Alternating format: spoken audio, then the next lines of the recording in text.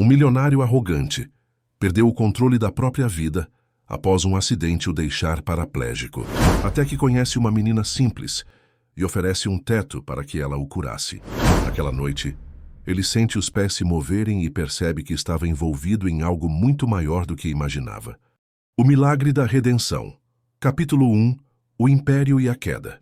Heitor Mendonça Castanheira contemplava São Paulo do alto do seu escritório no 45º andar da Avenida Paulista.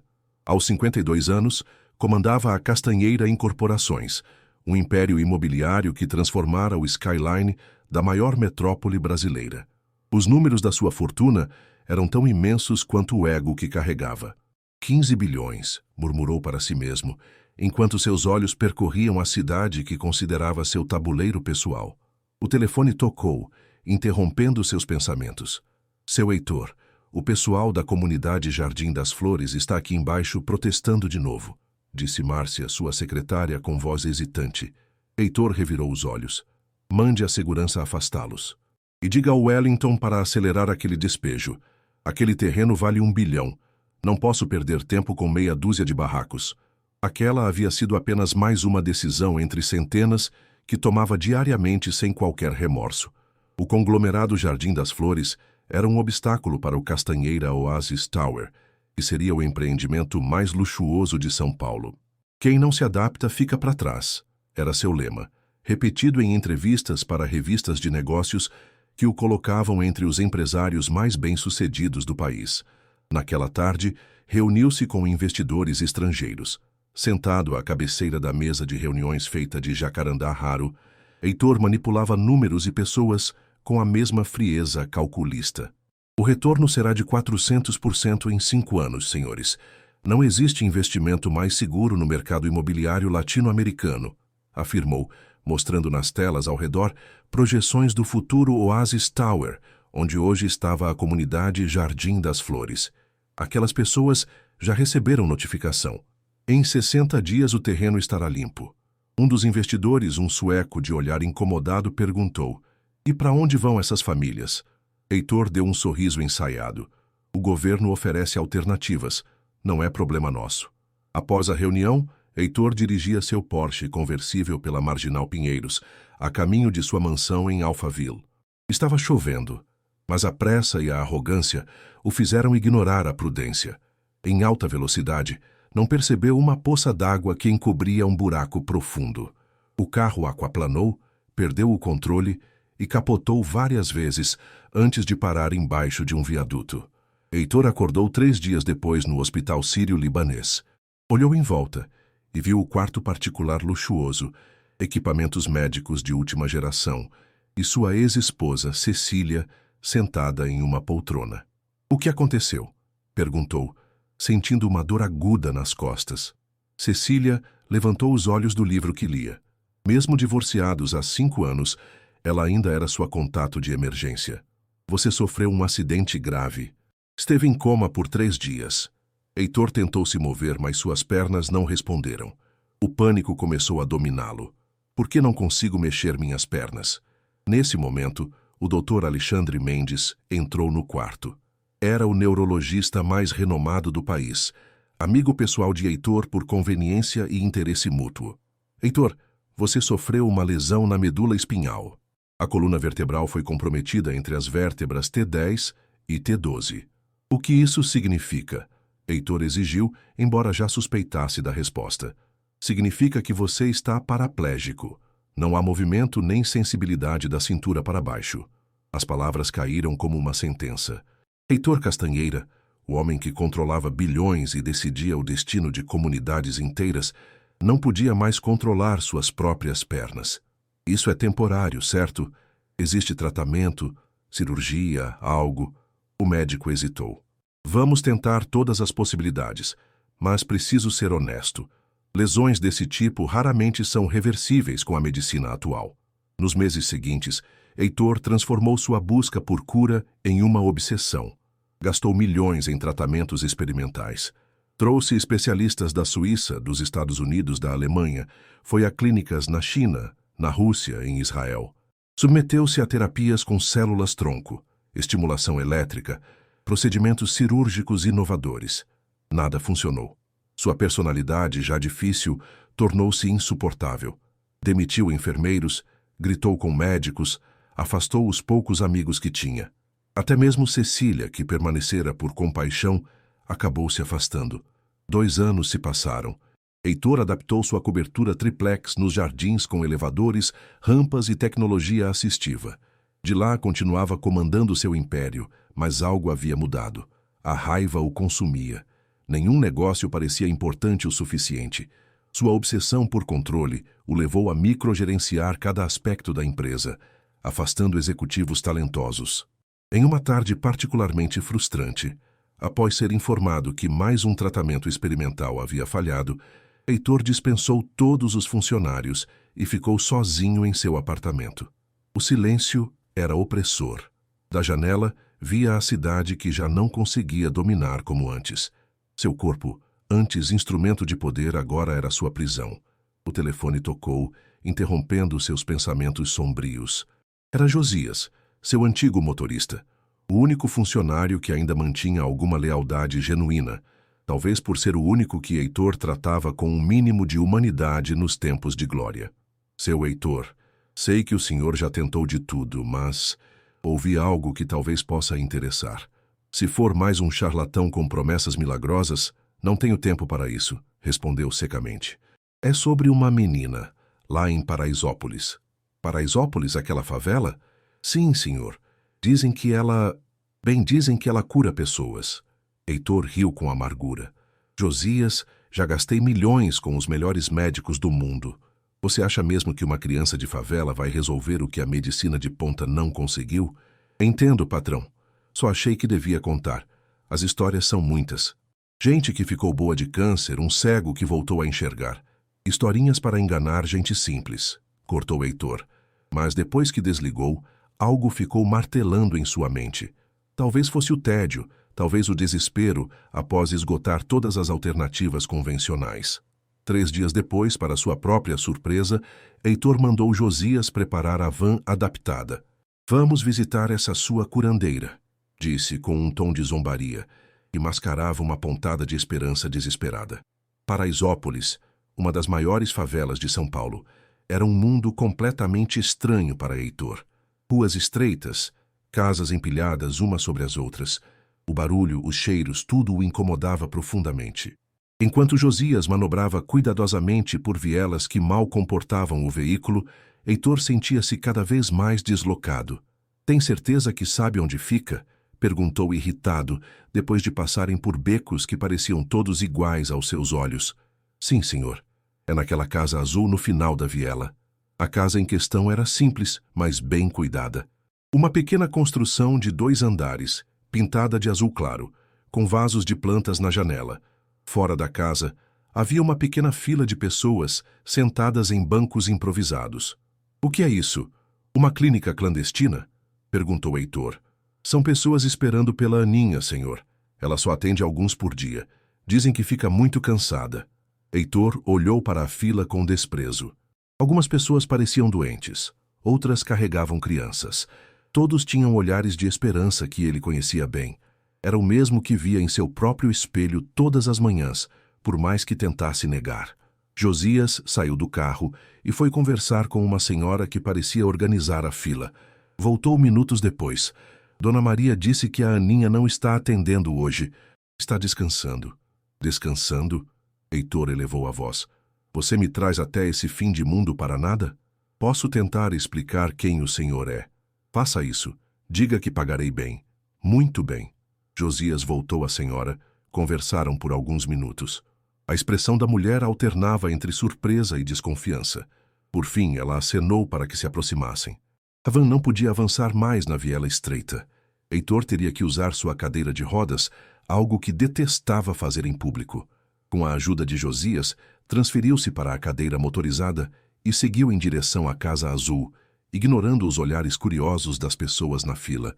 A senhora, que se apresentou como Maria, era a avó da menina.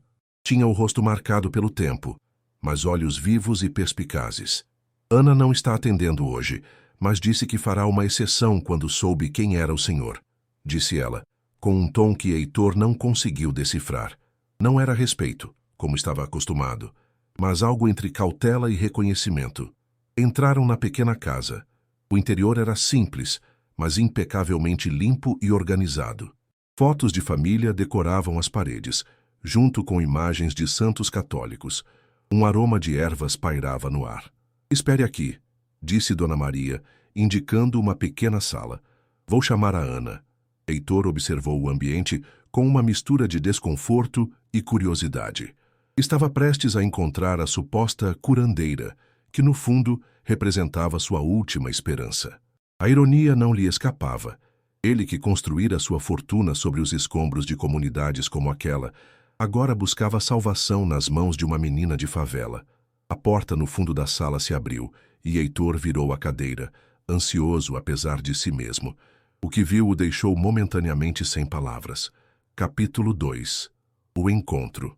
Ana entrou na sala com passos leves. Tinha apenas 12 anos, mas seus olhos castanhos escuros carregavam uma profundidade que não pertencia à sua idade. Vestia uma simples camiseta branca e calça jeans, os cabelos cacheados presos em um rabo de cavalo. Não havia nada de extraordinário em sua aparência, exceto talvez a serenidade incomum para alguém tão jovem. "Você é o homem que derrubou as casas do Jardim das Flores", disse ela sem preâmbulos. Não era uma pergunta, mas uma constatação tranquila. Heitor sentiu uma onda de irritação.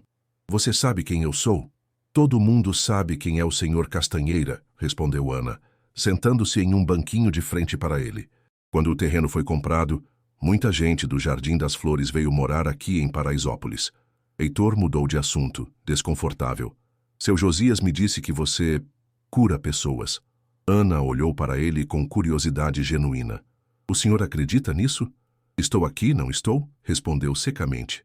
"Ouvi histórias." "Histórias?" repetiu a menina sorrindo levemente. "O senhor é um homem de números, não de histórias." Algo na maneira como ela falava, direta, sem medo ou reverência, irritava e intrigava Heitor ao mesmo tempo. Estava acostumado a intimidar as pessoas apenas com sua presença. "Posso ver suas pernas?" perguntou Ana, aproximando-se. Sem esperar resposta, ela se ajoelhou e tocou levemente os joelhos de Heitor. Ele não sentiu nada, é claro. "Há quanto tempo?" 2 anos, 3 meses e 17 dias, respondeu automaticamente. Ana assentiu, como se confirmasse algo para si mesma. Então, levantou-se e olhou diretamente nos olhos de Heitor. "Eu posso ajudar o senhor." O coração de Heitor acelerou. Mesmo sabendo que era absurdo, que provavelmente estava sendo enganado, não conseguiu conter a esperança que crescia em seu peito. "Quanto você quer?" perguntou, recuperando sua postura habitual. "Posso pagar pelo tratamento, comprar equipamentos, contratar especialistas para trabalhar com você." Ana sorriu, um sorriso triste e ao mesmo tempo sábio. "Não quero seu dinheiro, Sr. Castanheira." "Todo mundo quer dinheiro", retrucou Heitor incrédulo. "O que eu quero, o senhor pode dar, mas talvez não queira." "Teste-me", desafiou um resquício do homem de negócios impaciente. Ana respirou fundo. "Quero que o senhor reconstrua o Jardim das Flores, não só as casas, mas a comunidade inteira. Escolas, posto de saúde, centro comunitário, e que devolva para as famílias originais, as que o senhor mandou embora." Heitor riu, um riso nervoso e incrédulo. "Você tem ideia do que está pedindo? Aquele terreno vale R$1 bilhão. O Oasis Tower já está com 40% das unidades vendidas. Há contratos, compromissos, investidores." "Eu sei", respondeu simplesmente. "Por isso é o preço." "Isso é loucura", disse ele, movendo sua cadeira para trás. "Vim aqui perdendo meu tempo." Ana não se moveu. "O senhor tem razão.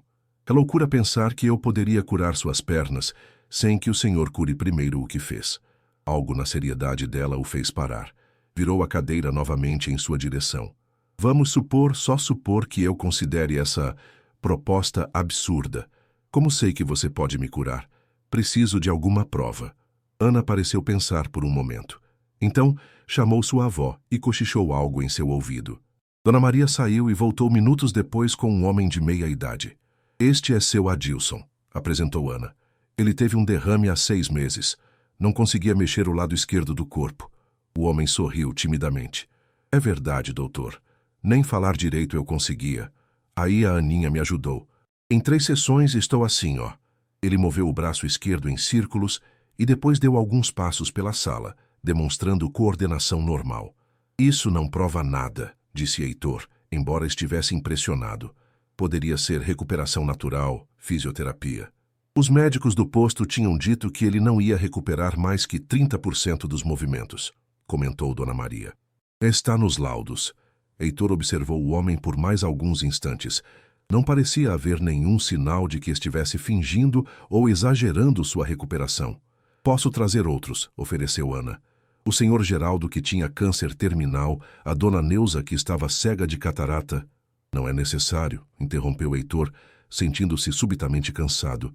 E se eu aceitar, como isso funcionaria? Você estala os dedos e eu saio andando? Ana sorriu desta vez com genuína simpatia. Não é tão simples assim. Posso começar hoje, mas a cura completa só virá quando a primeira família voltar para sua casa no Jardim das Flores reconstruído. Heitor balançou a cabeça, incrédulo com a situação. Parte dele queria sair dali imediatamente, esquecer aquela conversa absurda. Mas outra parte, a que acordava todas as manhãs esperando sentir os pés novamente, queria acreditar. Vou pensar no assunto, disse finalmente, preparando-se para ir embora. O senhor vai sentir algo esta noite, disse Ana, enquanto ele se dirigia à porta. Não será muito, apenas o suficiente para que saiba que é real. Depois disso, a decisão é sua. Naquela noite, deitado em sua cama king size na cobertura dos jardins, Heitor refletia sobre o encontro surreal. Havia dispensado Josias e os enfermeiros, querendo ficar sozinho. A ideia de desistir do Oasis Tower era absurda. Não apenas pelos bilhões envolvidos, mas pelo que significaria admitir um erro, ceder, mostrar fraqueza. Sua reputação no mercado seria destruída. Enquanto pensava, sentiu algo estranho, um formigamento leve, quase imperceptível, nos dedos dos pés. O coração disparou. Tentou mover os dedos, concentrando toda a sua vontade, e por um instante, tão breve que depois quase duvidaria, sentiu o dedo mínimo do pé direito se mover. Era a primeira sensação que tinha abaixo da cintura em mais de 2 anos. Passou a noite em claro, alternando entre a euforia e a descrença. Pela manhã ligou para o Dr. Alexandre Mendes. Preciso que você venha ao meu apartamento agora. Exigiu, sem explicações. O médico chegou em menos de 1 hora. Heitor narrou sua visita a Paraisópolis e a sensação que tivera durante a noite, esperando que o amigo risse ou oferecesse alguma explicação médica racional. Eu sei que parece loucura, concluiu, mas eu senti, Alexandre. Eu senti meu dedo se mover. O médico o examinou minuciosamente, testando reflexos, sensibilidade, movimento. Heitor, não há mudança perceptível nos seus reflexos ou na resposta neurológica, disse após concluir os testes. Mas o quê? Mas isso não significa que você não tenha sentido algo. Existem casos raros de recuperação parcial, mesmo em lesões consideradas irreversíveis. E há também o fator psicológico, que é poderoso. Você está dizendo que imaginei tudo? Estou dizendo que a mente e o corpo têm conexões que a medicina ainda não compreende totalmente. E se você acredita que algo está acontecendo, isso por si só pode criar condições para uma melhora. Heitor observou o amigo, percebendo que ele escolhia as palavras com cuidado. Você já ouviu falar dessa menina, não é? Alexandre hesitou. Há rumores no hospital. Alguns pacientes que não respondiam a tratamentos convencionais tiveram melhoras inexplicáveis depois de visitar alguém em Paraisópolis. A maioria dos médicos descarta como coincidência ou efeito placebo. E você? O que acha? Sou um homem de ciência, Heitor, mas também sou um médico que já viu coisas que a ciência ainda não consegue explicar. Ele fez uma pausa. Se você sentiu algo, isso já é significativo, independentemente da causa. Após a saída do médico, Heitor passou horas em frente ao seu computador, pesquisando o Jardim das Flores e o histórico da remoção das famílias.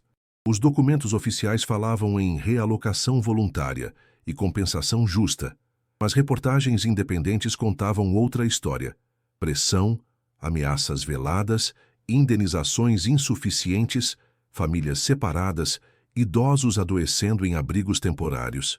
Seu celular tocou. Era Wellington Azevedo, seu braço direito na empresa. Heitor, os investidores estão pressionando por atualizações sobre o Oasis Tower. Precisamos acelerar o cronograma de obras. Heitor olhou para a tela do computador, onde uma foto mostrava uma família sendo retirada do Jardim das Flores. Uma mulher chorava enquanto segurava uma menina pequena no colo. Algo naquela imagem o perturbou profundamente. Wellington, quero todos os dados sobre as famílias que viviam no Jardim das Flores. Onde estão agora, situação atual, tudo. Como assim? Para quê? Apenas faça o que estou pedindo, cortou Heitor, e cancele meus compromissos para esta tarde. Vou voltar a Paraisópolis. Quando desligou, sentiu novamente o formigamento nos pés, um pouco mais forte que na noite anterior. Olhou para baixo e, com um esforço imenso, conseguiu mover visivelmente o dedo mínimo. Uma lágrima inesperada escorreu por seu rosto. Naquela tarde, a van de Heitor parou novamente em frente à Casa Azul, em Paraisópolis. Desta vez, não havia fila. Dona Maria o recebeu com um olhar que sugeria que já o esperava. Ana está no quintal, disse ela, guiando-o por um corredor estreito até os fundos da casa. O quintal era, na verdade, um pequeno terreno onde Ana cultivava diversas plantas medicinais. A menina estava agachada, cuidando de um canteiro de ervas, e levantou-se ao vê-lo. O senhor sentiu, disse ela, não como pergunta, mas como constatação. Heitor assentiu. Consegui mexer um dedo. Levemente, mas foi real. Ana sorriu. Eu disse que seria apenas o começo. Você sabia que eu voltaria. Esperava que sim. O senhor é um homem que não desiste facilmente, pelo que dizem. Heitor respirou fundo. Vamos falar sobre a sua condição. O Jardim das Flores. Ana limpou as mãos na calça jeans e sentou-se em um banquinho, indicando outro para Heitor posicionar sua cadeira. O senhor precisa entender o que aconteceu com aquelas pessoas, começou ela. Muitas eram famílias que viviam lá há 3 gerações. Tinham comércios, relações, uma comunidade. Quando foram expulsas, realocadas, corrigiu Heitor automaticamente. Quando foram expulsas, repetiu Ana firmemente, tudo isso foi destruído. Algumas famílias foram parar em lugares diferentes. Algumas nem receberam o que foi prometido. Há idosos que adoeceram de tristeza, crianças que tiveram que mudar de escola e perderam o ano, pequenos comerciantes que perderam seu sustento. E você quer que eu reconstrua tudo isso? Sim, não apenas prédios, mas vidas. Heitor olhou para a menina com uma mistura de fascínio e ceticismo. Por quê? Por que se importa tanto com essas pessoas? Ana olhou para longe, como se visse algo que ele não podia ver. Porque tudo está conectado, Sr. Castanheira. O que fazemos volta para nós de maneiras que nem sempre compreendemos. Houve um momento de silêncio, quebrado apenas pelo som distante de crianças brincando em algum lugar da favela.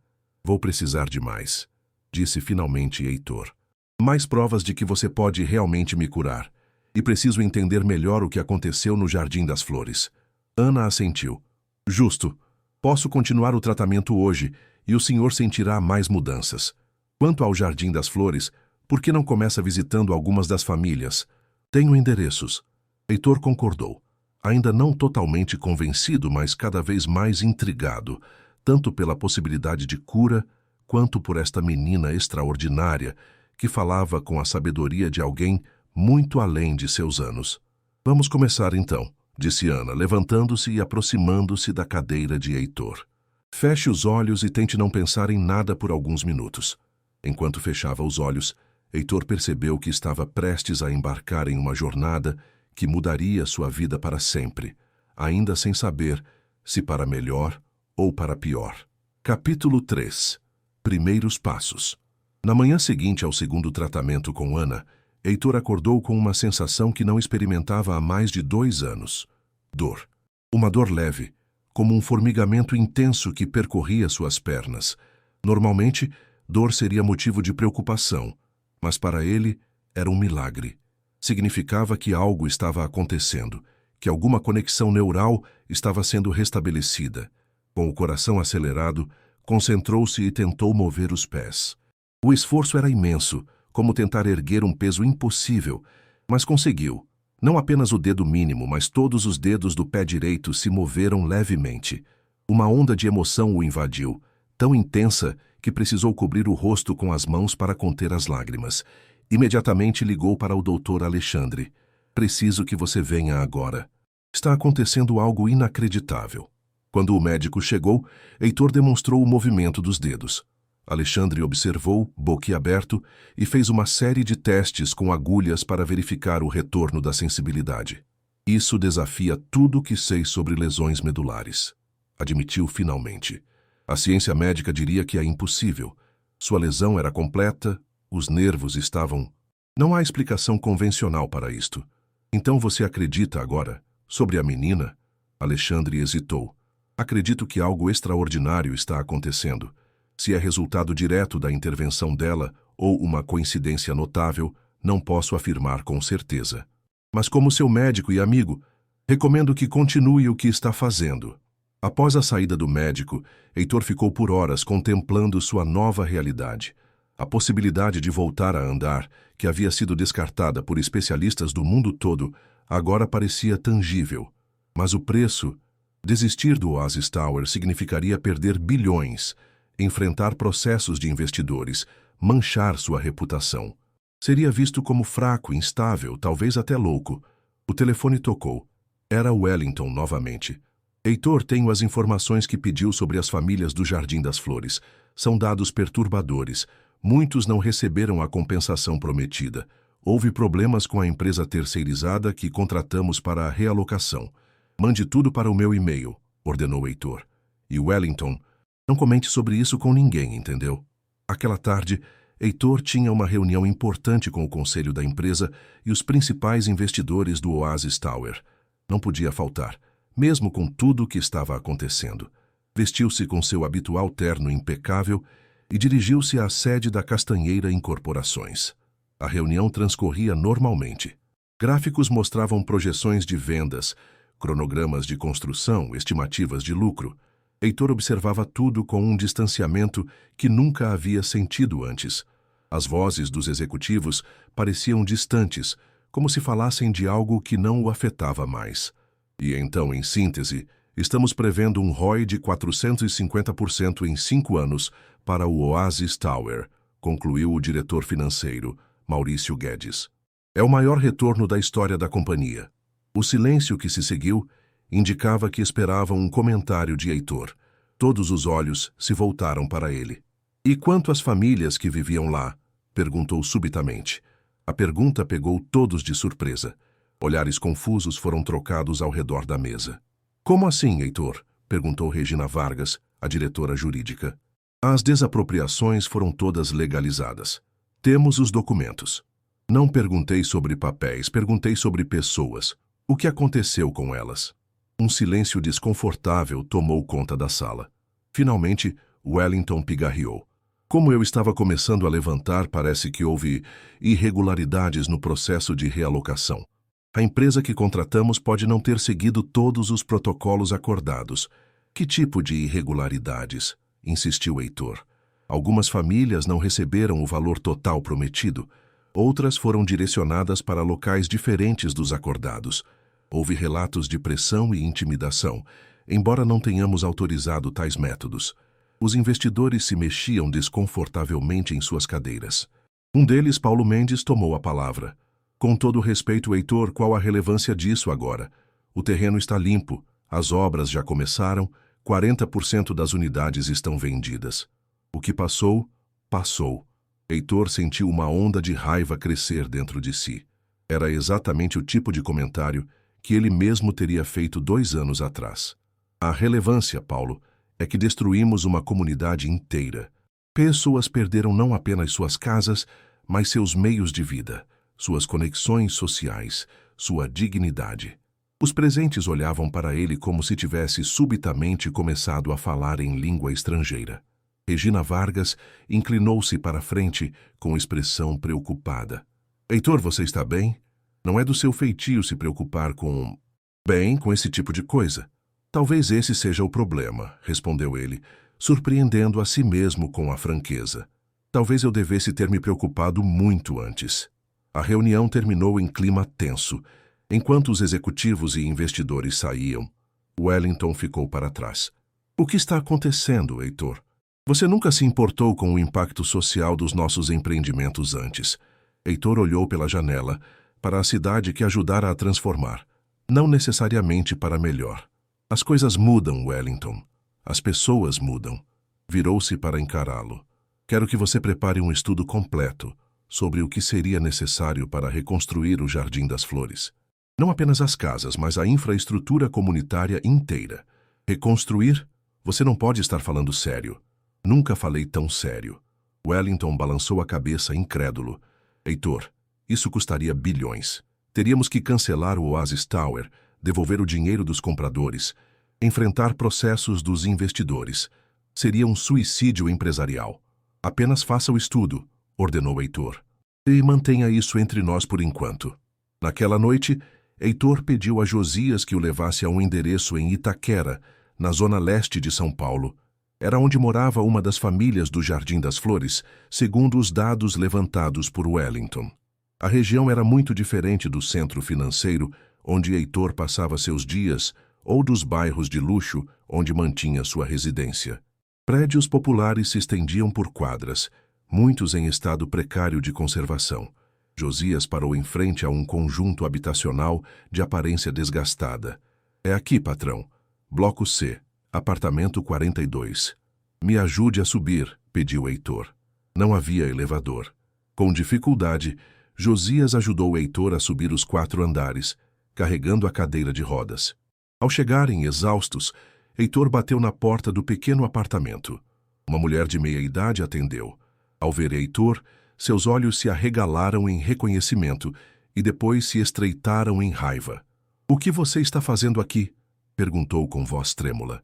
"Senhora Cláudia Oliveira, meu nome é Heitor Castanheira. Gostaria de conversar sobre o Jardim das Flores."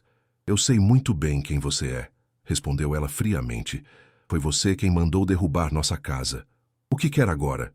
Tirar esse apartamento minúsculo também?" Heitor respirou fundo. "Não, senhora. Vim para ouvir sua história, para entender o que aconteceu com sua família depois que vocês saíram de lá."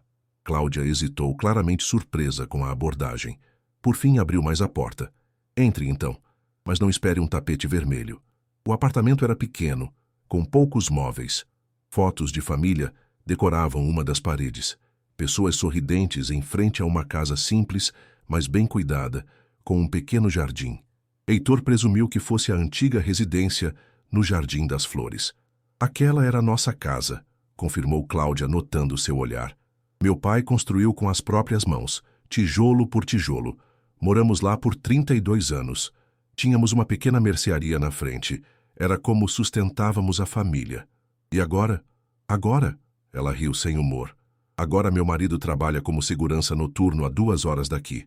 Meu filho mais velho teve que largar a faculdade porque não conseguimos mais pagar. O valor que recebemos mal deu para comprar este apartamento, que vale 1/3 do que nossa casa e comércio valiam." Heitor sentiu um nó na garganta. "Senhora Cláudia, eu lamento profundamente." "Lamenta?" Ela o encarou com incredulidade. "O grande Heitor Castanheira lamenta? O homem que nem sequer veio pessoalmente quando despejaram famílias inteiras? Que mandou seus advogados e seguranças fazerem o trabalho sujo?"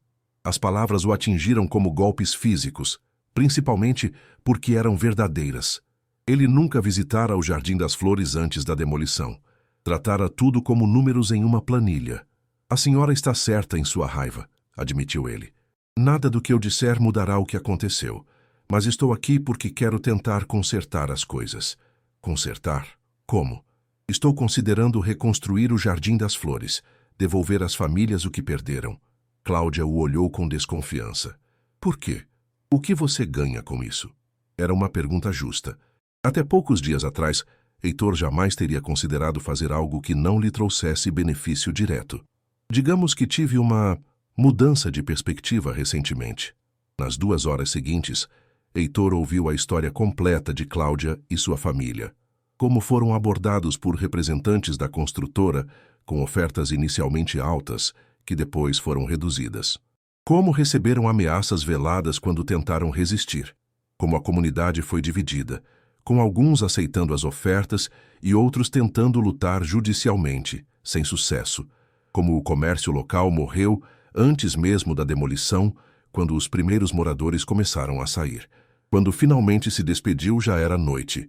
Antes de ir, Heitor perguntou: Senhora Cláudia, se pudesse voltar para o Jardim das Flores, para uma casa como a que tinha, com o comércio restabelecido, voltaria? Ela o olhou longamente antes de responder. Aquele lugar era mais que nossa casa, senhor Castanheira. Era nossa vida, claro que voltaríamos.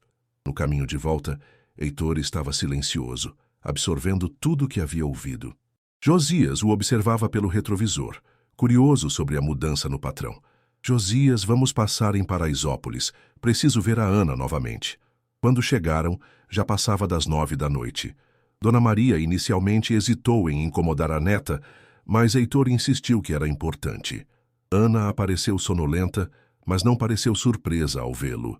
O senhor começou a entender, disse ela não como pergunta, mas como constatação. Sim, respondeu Heitor, e tomei minha decisão. Vou reconstruir o Jardim das Flores. Um pequeno sorriso apareceu no rosto da menina. Não será fácil. Eu sei. Haverá resistência, processos, talvez eu perca grande parte do que construí. E mesmo assim, o senhor vai fazer. Heitor assentiu firmemente. Sim. Não sei explicar, mas sinto que preciso fazer isso. Não apenas por minhas pernas, mas por mim mesmo. Ana se aproximou e tocou levemente seus joelhos. Isso é bom. O corpo está respondendo melhor. Continue com o tratamento e logo sentirá mais progressos. Mas lembre-se, a cura completa só virá quando a primeira família voltar para casa. Quando voltou para sua cobertura, Heitor não conseguiu dormir. Seu celular não parava de receber mensagens de Wellington, relatando que os rumores sobre mudanças no projeto Oasis Tower já haviam começado a circular internamente na empresa, causando preocupação. No dia seguinte, convocou uma reunião extraordinária com a diretoria. Era hora de tornar sua decisão oficial. Senhores, senhoras, começou ele, olhando para os rostos apreensivos ao redor da mesa. Tenho um anúncio importante. A Castanheira Incorporações vai suspender o projeto Oasis Tower. Um burburinho de choque percorreu a sala. Regina Vargas foi a primeira a falar. Suspender? Você quer dizer adiar? Não, quero dizer cancelar. Vamos devolver o terreno do Jardim das Flores às famílias que moravam lá. O silêncio que se seguiu foi ensurdecedor. Então, todos começaram a falar ao mesmo tempo, protestando, questionando sua sanidade, exigindo explicações. Heitor ergueu a mão pedindo silêncio. Minha decisão está tomada. Sei que parece radical, talvez até insana para vocês. Mas acreditem quando digo que é a coisa certa a fazer. Certa para quem, Heitor? Questionou Paulo Mendes, o investidor que estivera na reunião anterior. Não para os acionistas, certamente. Não para os funcionários que podem perder seus empregos se a empresa afundar. Não para os compradores que já investiram milhões nas unidades. Devolveremos o dinheiro dos compradores com juros, respondeu Heitor. Quanto aos acionistas, entendo a preocupação. Estou disposto a comprar pessoalmente as ações de quem quiser sair. Isso é loucura, declarou Maurício Guedes. O Conselho não aprovará isso. O Conselho sou eu, em sua maioria, lembrou Heitor. E esta não é uma votação, é um comunicado. Enquanto saía da sala de reuniões, ignorando os protestos e as expressões de descrença, Heitor sentiu uma estranha sensação de leveza. Pela primeira vez em anos, talvez pela primeira vez na vida, estava fazendo algo que não era motivado por ganância ou poder. No elevador, percebeu que podia sentir a pressão das suas coxas contra o assento da cadeira de rodas. Outra sensação nova. Ana estava certa. A cura estava acontecendo, gradualmente, assim como sua transformação interior. Chegando em casa, encontrou uma pequena caixa na porta do seu apartamento. Dentro havia apenas um bilhete escrito à mão. Continue. O verdadeiro trabalho apenas começou. Ah, Heitor sorriu. O caminho seria longo e difícil, mas pela primeira vez em muito tempo, sentia que estava na direção certa. Capítulo 4. Obstáculos. A notícia se espalhou como um incêndio pelo mercado imobiliário brasileiro. Heitor Castanheira cancela projeto bilionário para reconstruir favela, anunciavam os portais financeiros. Em poucos dias, as ações da Castanheira Incorporações despencaram 37%. Analistas de mercado diagnosticavam um colapso nervoso ou alguma doença degenerativa não anunciada que estaria afetando o julgamento do empresário. Sentado em seu escritório, Heitor observava a tempestade que havia desencadeado, com uma tranquilidade que surpreendia até a ele mesmo. Wellington entrou, carregando uma pilha de jornais e revistas. É pior do que imaginávamos, disse, espalhando as publicações sobre a mesa. O Estadão sugere que você está mentalmente instável. A Veja tem uma matéria de 6 páginas questionando se este é o fim do Império Castanheira. Os investidores do Oasis Tower estão se organizando para um processo coletivo. Heitor folheou as publicações calmamente. Era esperado. Esperado?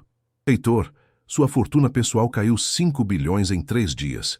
O Conselho está considerando uma moção para destituí-lo da presidência. Isso não é apenas um revés, é potencialmente o fim da sua carreira. Wellington, disse Heitor olhando o amigo nos olhos, eu passei 2 anos sem conseguir sentir ou mover minhas pernas.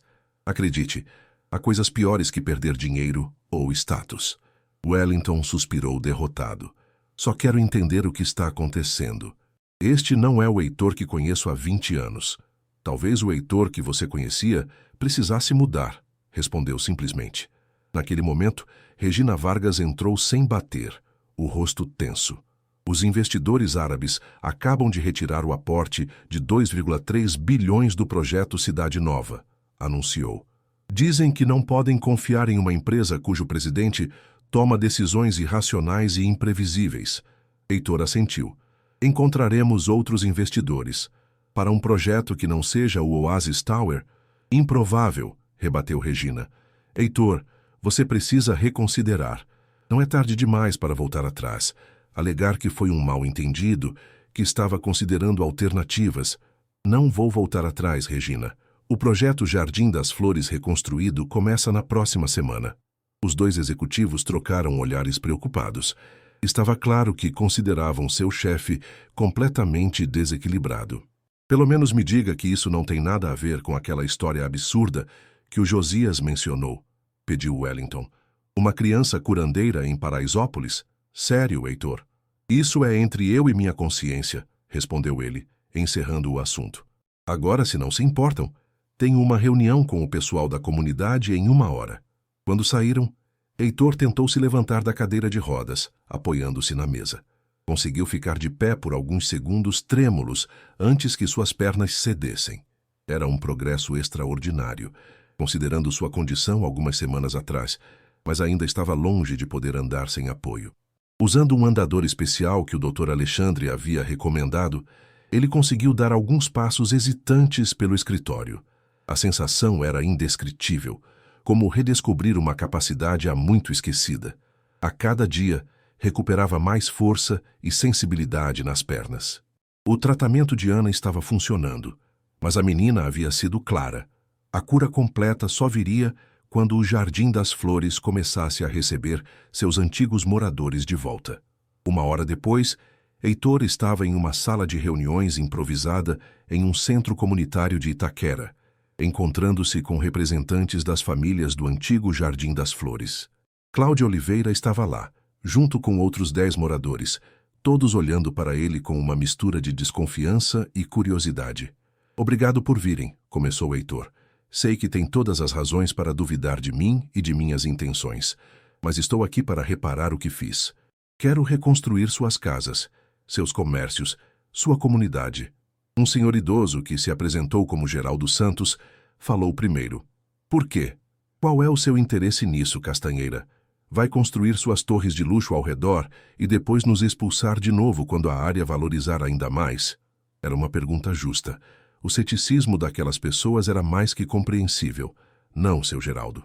Estou fazendo isso porque percebi o mal que causei. Porque quero fazer a coisa certa mesmo que tardiamente. E devemos acreditar nisso? Questionou uma mulher jovem, Débora Almeida, que havia perdido a farmácia comunitária que administrava. O homem que mandou tratores derrubarem nossas casas enquanto ainda tentávamos tirar nossos pertences? Heitor sentiu o peso da culpa. Ele realmente nunca havia visitado o local durante a demolição, deixando o trabalho sujo para terceirizados. Mas isso não diminuía sua responsabilidade. Não estou pedindo que acreditem em minhas palavras, respondeu. Quero que julguem minhas ações. Trouxe plantas preliminares do novo projeto. Desenrolou grandes plantas arquitetônicas sobre a mesa. O novo Jardim das Flores seria muito mais que um conjunto de casas. Haveria uma escola, um centro de saúde, áreas de lazer, espaços para comércio local. As casas serão melhores que as anteriores, mas mantendo o caráter da comunidade. Cada família terá direito à mesma metragem que tinha antes, no mínimo. Os comércios locais serão restabelecidos, com apoio para reinício das atividades. E tudo será feito em consulta constante com vocês. Os moradores se aproximaram das plantas, examinando-as com atenção. Aos poucos, a desconfiança deu lugar a um interesse cauteloso. Parece bom demais para ser verdade, comentou Cláudia. Qual é a pegadinha? Não há pegadinha, garantiu Heitor. Estou usando meu capital pessoal para financiar o projeto. Vocês não terão que pagar nada, nem assinar contratos com cláusulas abusivas. As propriedades serão suas, com documentação completa. E quando isso começaria? Perguntou seu Geraldo. As obras preliminares começam na próxima semana. Estimamos de 8 a 10 meses para as primeiras famílias poderem se mudar. A reunião durou mais 2 horas. Perguntas difíceis foram feitas, dúvidas legítimas expressadas. Heitor respondeu com paciência e transparência, algo inédito em sua carreira. Ao final, não havia entusiasmo absoluto, mas um acordo tentativo foi estabelecido. Um comitê de moradores trabalharia diretamente com a equipe de arquitetos e engenheiros para garantir que o novo Jardim das Flores atendesse às necessidades reais da comunidade. Quando Heitor saiu, apoiado em seu andador, encontrou Ana esperando do lado de fora sentada em um banco. Ela sorriu ao vê-lo dar alguns passos. Você está progredindo bem, comentou. Como soube da reunião? Dona Cláudia me contou.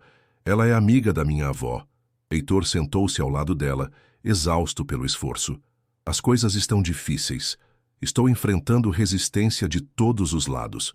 Era de se esperar, disse Ana com sua sabedoria desproporcional à idade.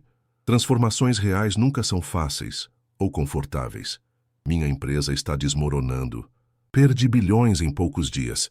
Antigos aliados agora são inimigos. Até mesmo Wellington, que sempre foi leal, acha que estou louco. Ana olhou para ele com seriedade. E você? Acha que está louco? Heitor refletiu antes de responder. Não. Pela primeira vez em muito tempo, sinto que estou fazendo algo que realmente importa. Algo que vai além de números em uma conta bancária. A menina sorriu satisfeita. Então continue. O caminho mais importante raramente é o mais fácil. Na semana seguinte, como prometido, as obras preliminares começaram no terreno do Jardim das Flores. As máquinas que antes haviam demolido casas, agora preparavam o solo para novas fundações.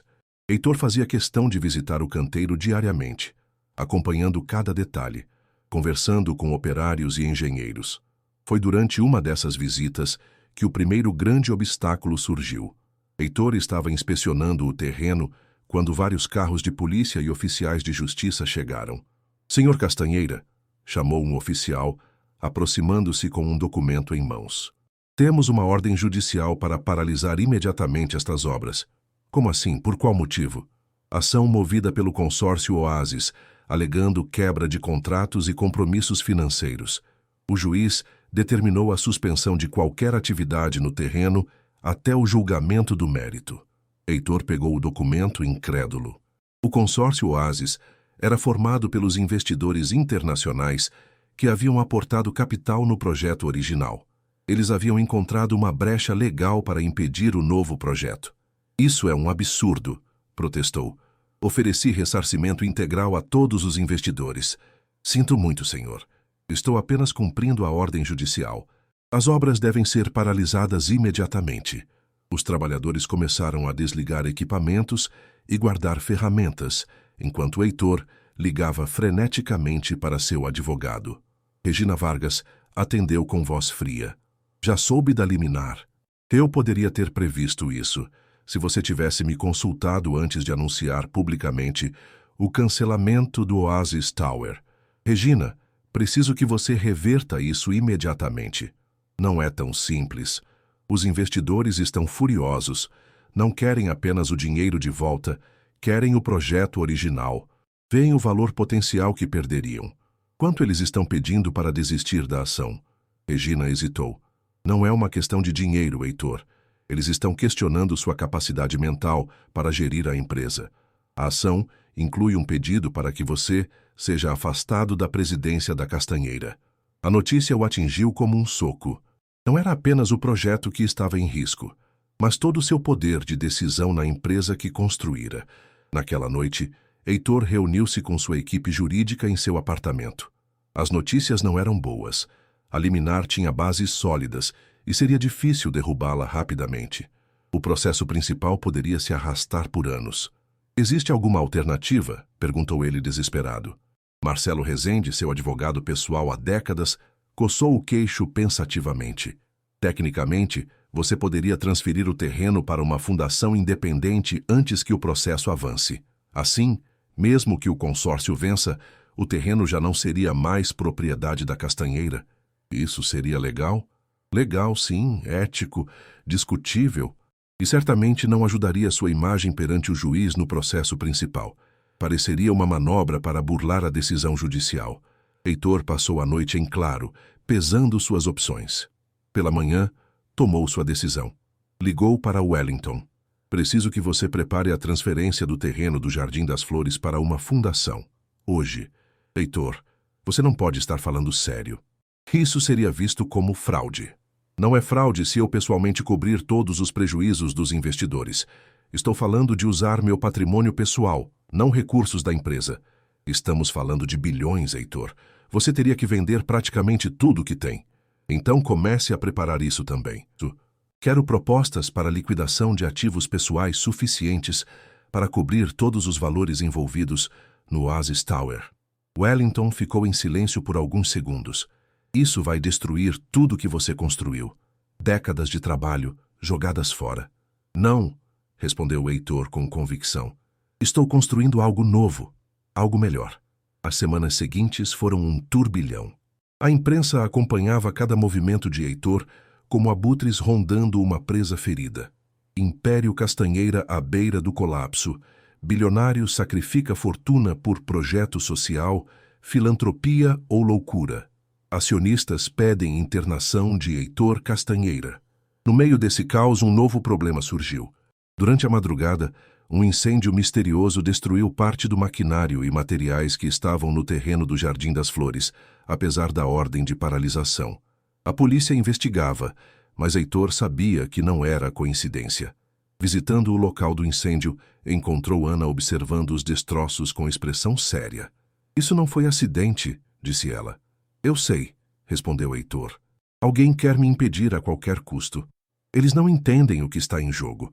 Não é apenas sobre casas ou dinheiro. Heitor olhou para ela, intrigado. O que você quer dizer? Ana desviou o olhar. Algumas coisas você precisa descobrir sozinho, mas não desista. Estamos no caminho certo. Antes que pudesse insistir no assunto, foram interrompidos por um grupo de jornalistas que havia descoberto sua presença no local. Heitor se viu cercado por câmeras e microfones. Senhor Castanheira, é verdade que está liquidando seus bens pessoais para salvar o projeto? Seus médicos confirmam rumores de que está tomando medicação psiquiátrica. Quanto já perdeu desde o anúncio do cancelamento do Oasis Tower? Heitor ergueu a mão, pedindo silêncio. Era hora de se posicionar publicamente. Sim, estou usando meu patrimônio pessoal para garantir que o Jardim das Flores seja reconstruído. Não estou sob nenhum tratamento psiquiátrico. E quanto ao que perdi, prefiro pensar no que estou ganhando. A chance de reparar um erro grave que cometi. Uma repórter insistiu. Seus ex-sócios afirmam que você está sendo manipulado ou extorquido. Há alguma verdade nisso? A única manipulação que existiu foi a que fizemos com aquelas famílias anos atrás, quando as expulsamos de suas casas com promessas que não cumprimos integralmente. Então confirma que houve irregularidades na remoção dos moradores? Heitor respirou fundo. Era um ponto sem volta, mas já havia chegado longe demais para recuar. Confirmo que nem tudo foi feito da forma correta, e por isso estou aqui agora, tentando fazer o que é justo, mesmo que tardiamente. As declarações de Heitor foram transmitidas em todos os telejornais naquela noite. Na manhã seguinte, seu telefone não parava de tocar. Regina Vargas foi a primeira a conseguir falar com ele.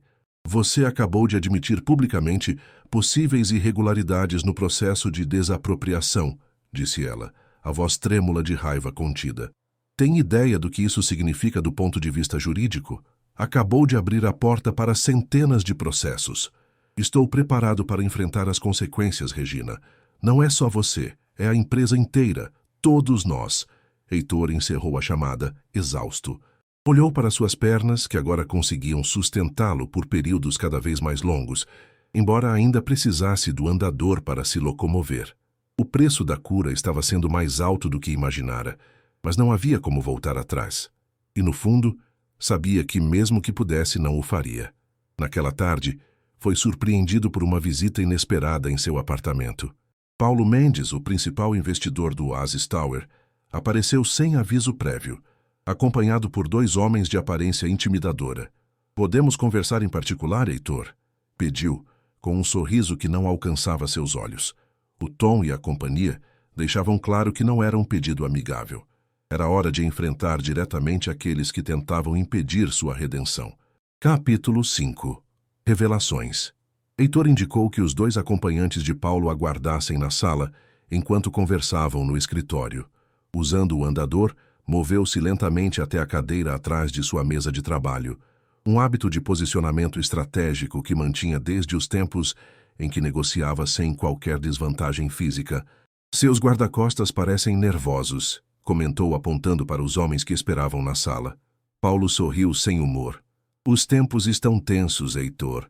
Nunca se sabe quando alguém pode ter um surto de irracionalidade. Se está sugerindo que estou desequilibrado, Paulo, não é o primeiro. Já ouvi isso bastante nos últimos meses. Não vim aqui para discutir sua saúde mental." Paulo ajeitou-se na cadeira. "Vim propor uma solução que beneficie a todos. Estou ouvindo. O consórcio está disposto a retirar os processos e liberar o terreno do Jardim das Flores com uma condição. Qual seria? Transfira o controle acionário da Castanheira Incorporações para nós. Mantenha seu nome na empresa, se quiser, mas deixe as decisões para quem ainda tem juízo comercial. Em troca, receba uma quantia substancial e a liberdade para tocar seu projeto social." Heitor encarou o homem à sua frente. Paulo Mendes, com seu terno impecável e expressão calculista, representava tudo o que ele próprio havia sido, e em parte ainda era. "Você está me pedindo para entregar a empresa que construí do zero. Estou oferecendo uma saída que preserva algo do seu legado. A alternativa é perder tudo. A empresa, sua reputação, talvez até sua liberdade, dependendo do que for descoberto sobre as remoções do Jardim das Flores." A ameaça era clara.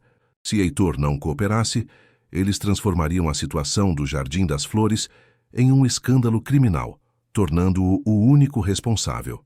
"Preciso pensar", respondeu finalmente. "Tem 48 horas. Paulo levantou-se. Depois disso, as luvas saem de vez. Após a saída de Paulo e seus acompanhantes, Heitor permaneceu imóvel por longos minutos. A proposta era, de certo modo, tentadora. Permitiria que o projeto do Jardim das Flores continuasse sem mais obstáculos legais, mas significaria abrir mão da empresa que era praticamente sua identidade. Seu celular tocou, tirando-o de seus pensamentos. Era Josias. "Patrão, algo aconteceu. A Ana, ela está no hospital." "O quê? Como assim?" "Desmaiou ontem depois da escola.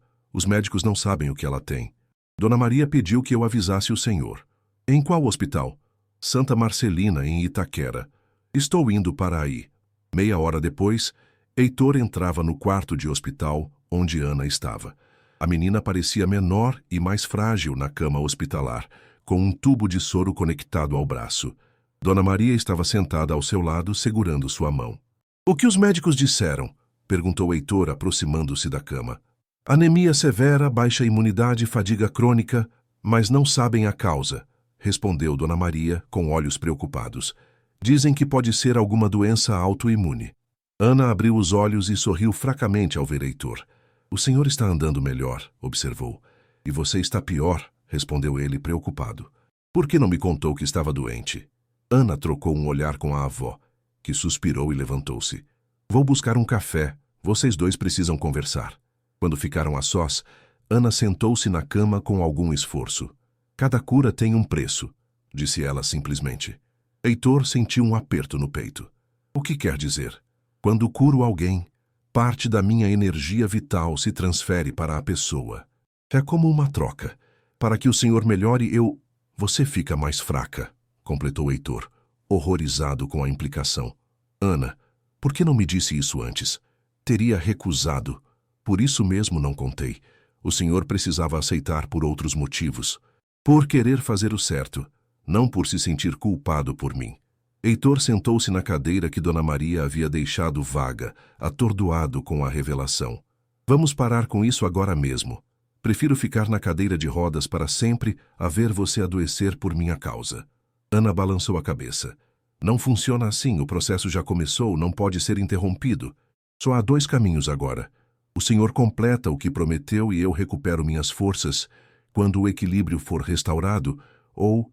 Ela não completou a frase, mas o significado pairou pesadamente entre eles. Quanto tempo temos? Perguntou Heitor, a voz trêmula. Não muito. Semanas, talvez. Por isso os obstáculos aumentaram. Eles sentem que algo importante está acontecendo, mesmo sem entender o quê. Eles quem? As forças que se beneficiam do desequilíbrio, do sofrimento, da injustiça. Heitor não estava certo se Ana falava de pessoas concretas ou de algo mais metafísico, mas a urgência era clara. Vou acelerar tudo. O terreno, a construção, a transferência para as famílias. Vou usar todos os recursos que me restam. Há mais uma coisa que precisa saber, disse Ana, sua voz enfraquecendo. No antigo Jardim das Flores, havia uma casa amarela na esquina da Rua das Acácias, com a Travessa dos Ipês. Precisa encontrá-la. A casa não existe mais, Ana. Tudo foi demolido. Os escombros ainda estão lá, sob o entulho. Encontre-os. Há algo que você precisa descobrir. Antes que pudesse perguntar mais, Ana fechou os olhos exausta. Dona Maria retornou nesse momento e indicou que era melhor deixá-la descansar. No corredor do hospital, Heitor perguntou à senhora. Dona Maria, a Ana sempre teve esse dom? A mulher hesitou antes de responder. Desde pequena ela era especial. Sabia coisas, sentia coisas. O dom de curar começou há uns 3 anos, depois que ela ficou muito doente com febre. Achamos que iríamos perdê-la. Então, um dia, ela simplesmente se levantou, curada, e disse que agora poderia ajudar outros. E sobre o enfraquecimento após cada cura? A senhora sabia? Dona Maria baixou os olhos. Percebi com o tempo. Tentei impedi-la, mas ela é teimosa. Diz que foi escolhida para isso, que é sua missão. Por que eu? Porque me escolheu para ajudar. A senhora olhou-o com intensidade. Isso só Ana pode responder. Mas sei que não foi aleatório. Nada do que ela faz é. Aquela noite, Heitor não conseguiu dormir. A revelação de que Ana estava sacrificando sua saúde, talvez sua vida, por ele, somada ao ultimato de Paulo Mendes, tornava sua situação ainda mais desesperadora. Ao amanhecer, ligou para Wellington. Preciso de uma equipe de escavação no terreno do Jardim das Flores hoje. Equipe pequena, discreta, que não chame atenção. E quero você pessoalmente lá. Heitor, há uma ordem judicial impedindo qualquer atividade no terreno. Se formos flagrados, use meu jatinho particular para buscar o juiz Silva em Brasília. Ele me deve alguns favores. Consiga uma autorização excepcional para inspeção arqueológica ou algo assim. Só preciso de algumas horas no local. Wellington suspirou. O que estamos procurando? Uma casa amarela que ficava na esquina da Rua das Acácias com a Travessa dos Ipês. Ou o que restou dela. No final daquela tarde, Heitor estava no terreno do Jardim das Flores com Wellington e uma pequena equipe de trabalhadores. Usando mapas antigos da comunidade, localizaram aproximadamente onde ficava a esquina mencionada por Ana. Comece a escavar aqui, indicou Heitor apontando para um montículo de entulho. Os trabalhadores usavam pás e picaretas para não danificar o que quer que pudesse estar enterrado. Após 2 horas de trabalho cuidadoso, encontraram os restos de uma fundação e paredes parcialmente demolidas. A tinta amarela ainda era visível em alguns trechos. Deve ser aqui, disse Wellington. O que exatamente estamos procurando? Não tenho certeza, admitiu Heitor. Algo importante. Continuaram escavando metodicamente. No que parecia ter sido a sala da casa, encontraram restos de móveis quebrados, pedaços de louça, objetos pessoais que os antigos moradores não conseguiram resgatar antes da demolição. Foi Heitor quem encontrou, semi-enterrada sob uma tábua quebrada, uma caixa de metal amassada, mas ainda fechada. Parecia uma daquelas caixas usadas para guardar documentos importantes. Acho que é isso, disse, segurando o objeto com reverência. De volta ao seu apartamento, Heitor abriu a caixa com cuidado. Dentro havia documentos, fotos antigas, certidões. Começou a examinar o conteúdo. A princípio, sem entender sua importância. Eram registros de uma família, os Ribeiro, que havia morado naquela casa por 3 gerações. Uma foto em particular chamou sua atenção. Mostrava uma mulher jovem com uma menina pequena, ambas sorrindo em frente à casa amarela. A data no verso indicava que havia sido tirada cerca de 10 anos atrás. Algo na imagem parecia familiar. Continuou examinando os documentos e encontrou recortes de jornal. Um deles relatava um acidente. Família do Jardim das Flores perde mãe após remoção forçada. A reportagem contava como Clara Ribeiro, de 32 anos, havia adoecido gravemente após ser removida de sua casa durante o processo de desapropriação. Sem recursos para tratamento adequado e vivendo em condições precárias, não resistiu. Outro recorte, de algumas semanas depois. Menina órfã de Jardim das Flores desaparece de abrigo. A filha de Clara, Amanda Ribeiro, então com 5 anos, havia desaparecido misteriosamente do abrigo onde estava abrigada após o falecimento da mãe. Heitor sentiu um arrepio. Olhou novamente para a foto da mulher com a criança. Havia algo nos olhos da menina. Procurou entre os documentos e encontrou a certidão de nascimento de Amanda Ribeiro. A data de nascimento o fez congelar. Era exatamente o mesmo dia e ano que o seu próprio aniversário.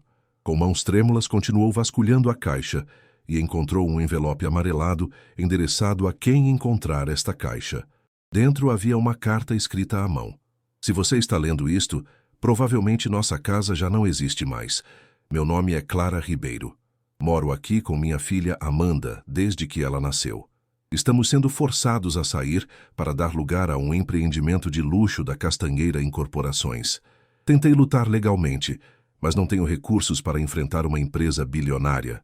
O que poucos sabem é que Heitor Castanheira, o dono da empresa, é meu primo distante. Nossos avós eram irmãos, mas sua família cortou relações com a nossa há décadas, quando seu avô ficou rico. Tentei entrar em contato com ele, explicar nossa situação, nossa conexão familiar, mas suas secretárias nunca passaram minhas mensagens.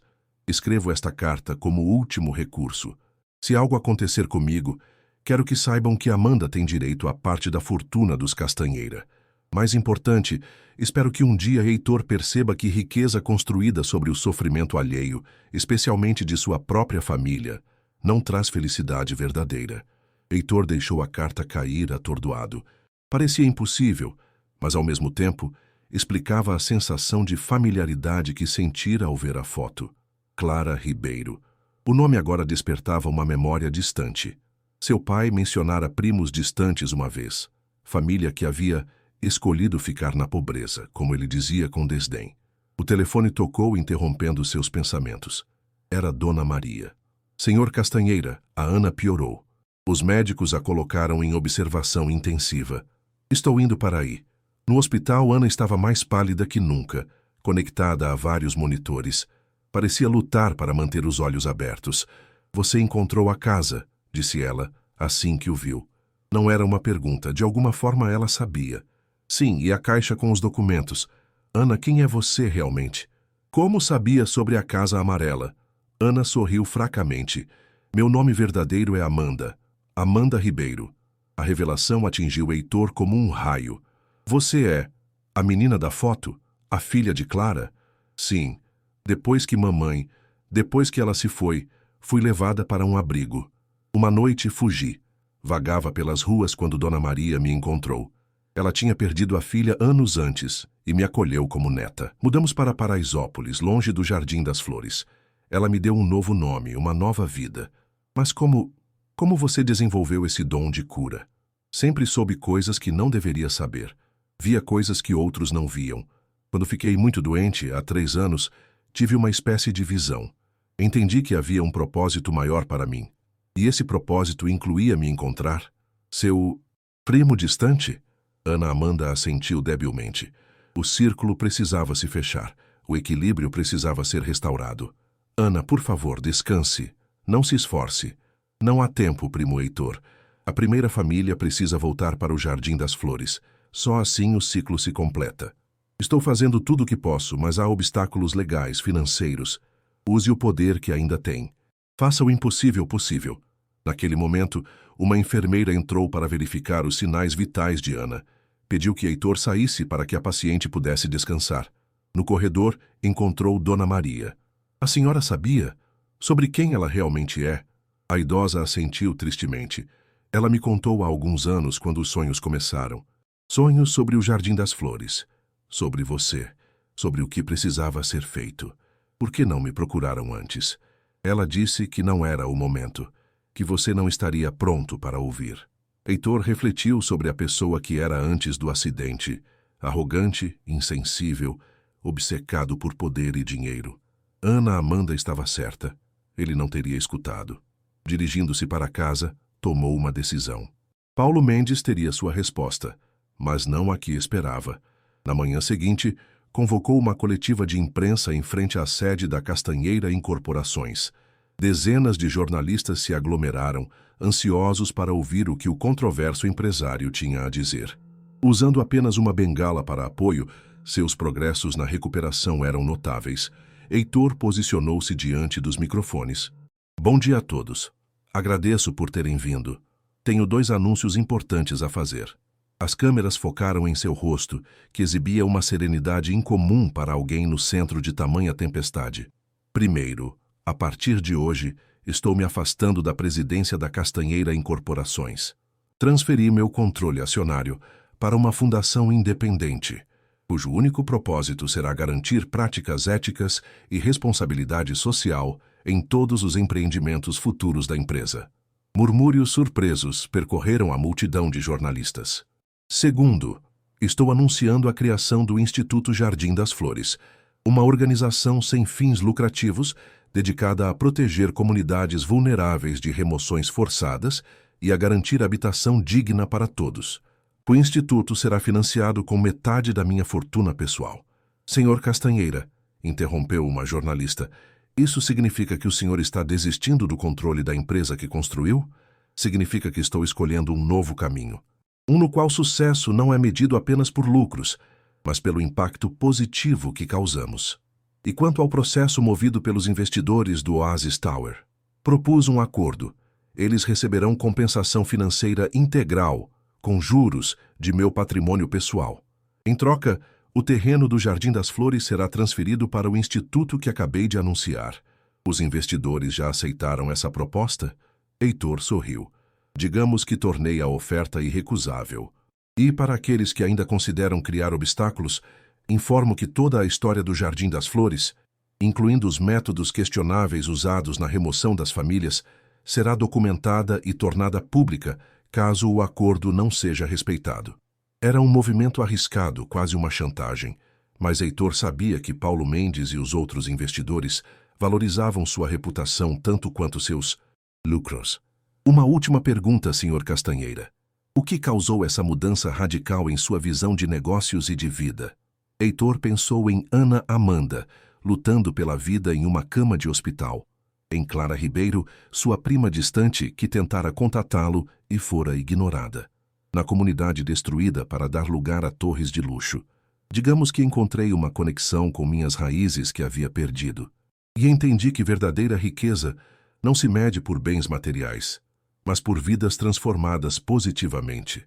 Enquanto deixava o local, apoiando-se em sua bengala, Heitor sentiu-se mais leve que em anos, apesar de todos os desafios que ainda o aguardavam. O círculo começava a se fechar, como Ana Amanda havia dito.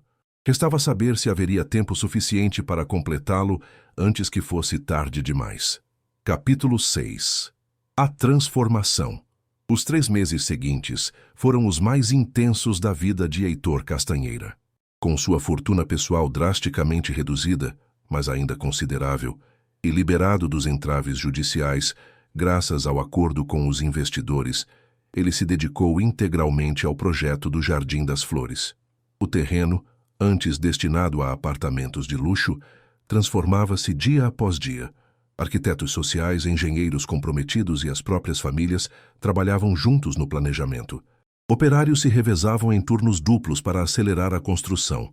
Heitor estava pessoalmente envolvido em cada detalhe, visitando o canteiro de obras diariamente, ouvindo sugestões, resolvendo problemas. Sua recuperação física progredira notavelmente. Agora caminhava usando apenas uma bengala leve, e por períodos cada vez mais longos conseguia se movimentar sem qualquer apoio. Os médicos chamavam de milagre médico, incapazes de explicar cientificamente a regeneração neural que ocorrera. Mas enquanto Heitor florescia, Ana definhava. Transferida para o hospital Albert Einstein por insistência dele, a menina recebia os melhores cuidados que o dinheiro podia comprar, mas continuava perdendo forças. Os especialistas diagnosticavam uma misteriosa doença autoimune que atacava seus sistemas vitais, sem responder a tratamentos convencionais. "Quanto tempo ela tem?" perguntou Heitor ao Dr. Gabriel Santos, o especialista que coordenava o caso. O médico hesitou. "É difícil precisar. Semanas, talvez. Seus órgãos estão falhando progressivamente, sem causa aparente. E não há nada que possa ser feito. Continuamos tentando novos protocolos, mas, sinceramente, nunca vi nada parecido. É como se sua energia vital estivesse sendo drenada." Heitor sabia exatamente o que estava acontecendo, mas não podia explicar ao médico. A energia vital de Ana estava, de fato, sendo transferida para ele, um sacrifício voluntário que a menina fizera. No quarto de hospital, Ana sorriu fracamente ao vê-lo entrar sem a bengala. "Você está quase curado", observou ela. "E você está piorando", respondeu ele, segurando sua mão pequena e frágil. "Ana, Amanda, isso tem que parar. Não posso deixar que sacrifique sua vida por mim. Não é só por você", ela sussurrou. "É pelo equilíbrio, pelo jardim das flores, pelas famílias, por tudo que foi quebrado e precisa ser consertado. As obras estão progredindo. Em algumas semanas, as primeiras casas estarão prontas." "Quanto tempo, exatamente?" perguntou ela, com uma lucidez surpreendente para seu estado. 3 semanas para a primeira fase. 10 casas estarão prontas para a ocupação." Ana fechou os olhos como se calculando. "Será suficiente, mas precisa ser a família certa na primeira casa." "Quem?" "Os Ribeiro. O que resta da minha família. Minha tia Teresa e seus filhos. Eles precisam ser os primeiros a voltar." Heitor assentiu. "Vou encontrá-los." "Prometo." Saindo do hospital, ligou imediatamente para Wellington, que, surpreendentemente, permanecera ao seu lado mesmo após todas as mudanças. "Preciso que localize Teresa Ribeiro, irmã de Clara Ribeiro do Jardim das Flores. É urgente." A busca não foi fácil. Teresa havia se mudado várias vezes após a remoção do Jardim das Flores, cada vez para lugares mais distantes e precários. Finalmente, após 2 semanas de investigação, Wellington a localizou em Carapicuíba, na Grande São Paulo, vivendo em um barraco improvisado com seus 3 filhos. Heitor foi pessoalmente ao encontro dela. O lugar era de uma pobreza chocante. Um cômodo único onde 4 pessoas se apertavam, sem saneamento básico adequado, o teto coberto com lona plástica para conter as goteiras. Teresa Ribeiro, uma mulher de aproximadamente 40 anos, envelhecida prematuramente pelas dificuldades, recebeu-o com hostilidade inicial que se transformou em desconfiança quando ele se apresentou. "Castanheira? Da construtora? O que quer aqui? Já não tirou tudo de nós?" "Senhora Teresa, vim pessoalmente para convidá-la a retornar ao Jardim das Flores. Estamos reconstruindo a comunidade e sua família será a primeira a receber uma casa nova." A mulher riu amargamente. "Isso é algum tipo de piada cruel?" "Não é piada. É uma tentativa de reparação." Heitor mostrou fotos das obras em andamento em seu celular. "O novo Jardim das Flores está quase pronto para receber seus primeiros moradores. E quero que seja a família da sua irmã, Clara." Ao ouvir o nome da irmã, Teresa empalideceu. "Clara, se ela estivesse viva para ver isso. Sei que nada trará sua irmã de volta, mas talvez possamos honrar sua memória. E há algo mais que preciso contar-lhe." Heitor hesitou, incerto sobre como abordar o assunto. "É sobre Amanda, a filha de Clara." Teresa levou a mão à boca. "Você sabe onde está minha sobrinha? Procurei por tanto tempo, mas ninguém no abrigo sabia para onde ela tinha ido. Amanda está viva. Ela Foi adotada por uma senhora em Paraisópolis. Mudou de nome. Chama-se Ana agora. Meu Deus! E como ela está? Posso vê-la? A expressão de Heitor escureceu. Ela está muito doente, senhora Teresa, no hospital Albert Einstein. Foi ela quem me pediu para encontrá-la, para que sua família fosse a primeira a voltar ao Jardim das Flores. Lágrimas brotaram nos olhos cansados de Teresa. Um de seus filhos, um menino de aproximadamente 12 anos, aproximou-se e abraçou a mãe. Ana, Amanda é minha prima? Perguntou ele. Sim, Miguel. A prima que você nunca conheceu. Quando podemos visitá-la? Agora mesmo, se quiserem, ofereceu Heitor. Tenho um carro esperando. No hospital, o reencontro foi emocionante e doloroso. Teresa abraçou a sobrinha frágil, chorando ao reconhecer os traços de Clara no rosto da menina. Os primos se apresentaram timidamente, maravilhados com a descoberta desta nova parente. Finalmente, sussurrou Ana sorrindo apesar da fraqueza. O círculo começa a se fechar. Heitor observava a cena com emoções conflitantes.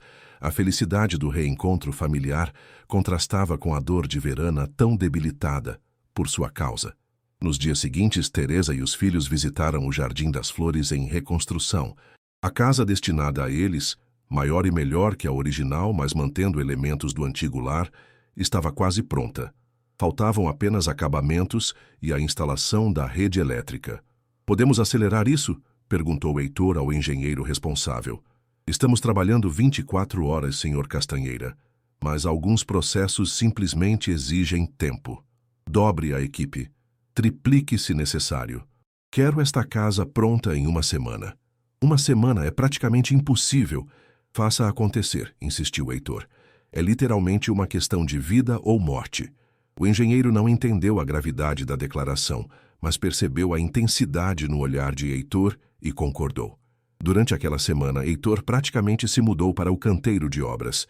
Dormia poucas horas em um trailer improvisado, supervisionando pessoalmente cada detalhe, resolvendo problemas à medida que surgiam, usando seus contatos para conseguir materiais e mão de obra com urgência impossível. Ao mesmo tempo, visitava Ana diariamente no hospital. A menina estava cada vez mais fraca, necessitando agora de suporte respiratório. Os médicos falavam em horas ou dias, incapazes de explicar como ela ainda resistia. Na véspera do prazo estipulado, um novo obstáculo surgiu. Uma forte tempestade atingiu São Paulo, inundando parte do canteiro de obras e danificando instalações elétricas recém-concluídas. Precisaremos de pelo menos mais 3 dias, informou o engenheiro desolado. Não temos 3 dias, respondeu Heitor, sentindo o desespero crescer. Ana não tem 3 dias. Naquela noite, algo extraordinário aconteceu. Enquanto Heitor caminhava pelo canteiro de obras enlameado, avaliando os danos, sentiu uma presença ao seu lado. Virou-se e, por um instante, viu uma mulher jovem, ou pensou ver. A imagem era translúcida, quase como uma miragem na chuva fina que ainda caía. Reconheceu o rosto da foto que encontrara na caixa. Clara Ribeiro. A aparição não disse nada, apenas sorriu e apontou para um local específico do terreno, depois desapareceu. Heitor correu até o ponto indicado e encontrou, enterrada na lama, uma pequena caixa metálica semelhante à que havia encontrado antes. Dentro dela, uma única chave antiga e um bilhete amarelado, para quando o lar retornar. Atordoado, voltou ao trailer e tentou compreender o significado daquele encontro sobrenatural. Seria apenas sua imaginação, estimulada pelo cansaço extremo e pela pressão emocional? Ou algo mais estava em jogo, forças que desafiavam sua compreensão racional do mundo? Pela manhã, uma ideia formou-se em sua mente. Reuniu todos os trabalhadores disponíveis. Vamos mudar o plano, anunciou. Ao invés de tentar consertar tudo que foi danificado, vamos concentrar nossos esforços em uma única casa, a da família Ribeiro. Todo o resto pode esperar. Com mais de 100 pessoas trabalhando simultaneamente, realizaram o impossível. Em 24 horas ininterruptas de trabalho, a casa ficou pronta para a habitação.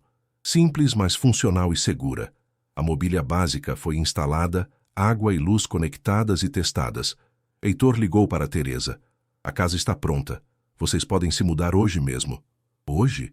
Mas não temos nem as malas prontas. Traga o essencial, o resto podemos providenciar depois. É urgente. Teresa percebeu algo na voz dele que a fez concordar sem mais questionamentos. Ao entardecer, um caminhão pequeno estacionava em frente à primeira casa concluída do novo Jardim das Flores. Teresa e seus 3 filhos desceram, carregando algumas malas e caixas com pertences pessoais. Vizinhos das antigas casas que acompanhavam as obras com esperança renovada aproximaram-se para ajudar e celebrar este momento simbólico. Heitor entregou pessoalmente a chave a Teresa, não a nova, mas a antiga que encontrara na caixa enterrada. Esta pertencia à sua irmã, disse. Achei que deveria abrir a porta da nova casa. Teresa recebeu a chave com lágrimas nos olhos. Com mãos trêmulas, inseriu-a na fechadura. Para surpresa de todos, encaixou perfeitamente, como se tivesse sido feita para aquela porta. Impossível, murmurou o engenheiro responsável. Instalamos fechaduras novas ontem. Mas Heitor apenas sorriu. Nada mais parecia impossível agora. Enquanto a família entrava pela primeira vez em seu novo lar, Heitor sentiu uma onda de calor percorrer seu corpo, concentrando-se em suas pernas. Por um instante, suas articulações pareceram derreter e recompor-se. Apoiou-se na parede mais próxima, sentindo-se tonto. Quando a sensação passou, percebeu algo extraordinário. Não precisava mais de apoio algum. Suas pernas sustentavam-no perfeitamente, como se nunca tivessem sido paralisadas. Deu alguns passos experimentais, depois outros mais confiantes. Então, para espanto dos presentes, correu, realmente correu, até o centro do terreno, girando com os braços abertos sob o céu, que começava a exibir suas primeiras estrelas. Funcionou! Gritou para ninguém em particular, rindo e chorando ao mesmo tempo. Ana, funcionou! Seu celular tocou naquele exato momento. Era Dona Maria, sua voz trêmula. Senhor Castanheira, venha rápido. Ana está... Não esperou que ela completasse. Correu para o carro como não fazia há anos, dirigindo em velocidade perigosa até o hospital. No quarto de Ana, encontrou médicos e enfermeiros em volta da cama, expressões graves em seus rostos. Dona Maria chorava silenciosamente em um canto. O que aconteceu? Perguntou, temendo o pior. O Dr. Gabriel se virou, com uma expressão de absoluta perplexidade. Não sabemos explicar. Há cerca de meia hora, todos os sinais vitais dela começaram a melhorar subitamente. A função respiratória normalizou. A contagem sanguínea está subindo. É como se o processo de deterioração tivesse não apenas parado, mas revertido. Heitor aproximou-se da cama. Ana tinha os olhos abertos e, pela primeira vez em semanas, um pouco de cor nas bochechas. Ao vê-lo, sorriu. Você está andando, observou ela. E você está melhorando, respondeu ele, segurando sua mão. Exatamente como disse que aconteceria. A família Ribeiro está em casa? Sim. Teresa usou a chave original de sua mãe para abrir a porta. Como você sabia? Ana sorriu misteriosamente. Algumas coisas simplesmente sabemos, primo Heitor. O médico interrompeu, ainda confuso com a súbita melhora. Ela precisa descansar, Sr. Castanheira. E, francamente, o senhor também parece precisar. Se me permite a observação, está com uma aparência exausta, embora... Hesitou notando pela primeira vez. Embora esteja andando normalmente, o que é extraordinário. Milagres acontecem, doutor, respondeu Heitor simplesmente. Às vezes precisamos apenas criar as condições certas para eles. Nos dias seguintes, a recuperação de Ana foi tão impressionante quanto a de Heitor. Em uma semana, teve alta hospitalar para assombro da equipe médica que a tratava. Ao mesmo tempo, as obras do Jardim das Flores avançavam rapidamente, com mais 5 famílias retornando às suas novas casas. Heitor mudou-se temporariamente para uma casa simples no próprio Jardim das Flores, para acompanhar de perto o desenvolvimento da comunidade. Seu apartamento de luxo nos jardins ficou vazio, assim como os outros imóveis que possuía pelo mundo. Sua vida agora orbitava em torno daquele projeto de reconstrução, não apenas de casas, mas de vidas e de sua própria alma. Uma tarde, enquanto supervisionava a construção do centro comunitário, Ana apareceu para visitá-lo. Estava praticamente recuperada, embora ainda mais magra que o normal. Você está diferente, observou ela, estudando-o atentamente. Estou andando graças a você. Não é só isso. há algo mais. Uma luz diferente. Heitor sorriu. Sabia exatamente o que ela queria dizer. Desde a noite em que Teresa Ribeiro abrira a porta de sua nova casa com a chave antiga, algo havia mudado dentro dele, algo além da cura física. Era como se um peso invisível tivesse sido removido de sua alma. Ana, preciso te perguntar algo, disse, sentando-se em um banco improvisado ao lado dela. Quando tudo isso começou, você disse que eu precisava reconstruir o Jardim das Flores para ser curado. Mas havia mais, não é? Você sabia que éramos primos distantes, sabia sobre a Casa Amarela, sobre os documentos, sabia coisas que ninguém poderia saber. A menina olhou para o horizonte antes de responder. Algumas pessoas nascem com dons, primo Heitor. O meu não é apenas curar corpos, mas ver conexões, passadas, presentes e futuras. Vi que nossas histórias estavam entrelaçadas, que sua redenção e minha missão eram parte do mesmo tecido. E agora? O que acontece? Ana sorriu enigmaticamente. Agora nossos caminhos precisam se separar por um tempo. Como assim? Minha parte nesta história está concluída por enquanto. Há outros lugares onde preciso estar, outras pessoas para ajudar. Mas você é apenas uma criança com um propósito, corrigiu ela gentilmente. Assim como você tem o seu agora. Antes que pudesse protestar, Ana continuou. Primo Heitor, você acha que sua cura foi apenas física? Observe suas mãos. Intrigado, Heitor olhou para suas próprias mãos. Por um instante, viu algo. Um brilho sutil, quase imperceptível, irradiando de suas palmas. O que é isso? Perguntou espantado. Meu último presente para você. Ou talvez sempre tenha estado lá, dormindo em seu DNA, esperando para despertar. Nossos ancestrais tinham dons especiais, sabia? Está nos registros da família que encontrou. Você está dizendo que eu... Tente. Há um homem ali. Ela apontou para um trabalhador que mancava visivelmente enquanto carregava materiais. Romário. Machucou o joelho há 3 meses e nunca curou direito. Vá até ele. Ainda descrente, Heitor aproximou-se do homem. Problema no joelho? Perguntou casualmente. Sim, senhor Castanheira. Antiga lesão do tempo que jogava bola. Médico disse que só com cirurgia, mas não tenho dinheiro nem plano de saúde. Seguindo uma intuição inexplicável, Heitor tocou levemente o joelho do homem. Posso? Sentiu um calor estranho fluir de suas mãos para a articulação danificada. Durou apenas alguns segundos. Tente andar agora, sugeriu. Romário deu alguns passos hesitantes, então parou, surpreso. Flexionou o joelho várias vezes, testando-o com desconfiança crescente. A dor sumiu! Exclamou incrédulo. Como o senhor fez isso? Apenas ajudei o processo natural, respondeu Heitor, tão surpreso quanto ele. Quando se virou para falar com Ana, percebeu que a menina havia desaparecido. Em seu lugar, sobre o banco, estava apenas um pequeno envelope. Capítulo 7. O legado. 5 anos se passaram desde que a primeira família retornou ao Jardim das Flores. A comunidade, outrora destruída para dar lugar a torres de luxo, florescia agora como modelo de urbanização humanizada.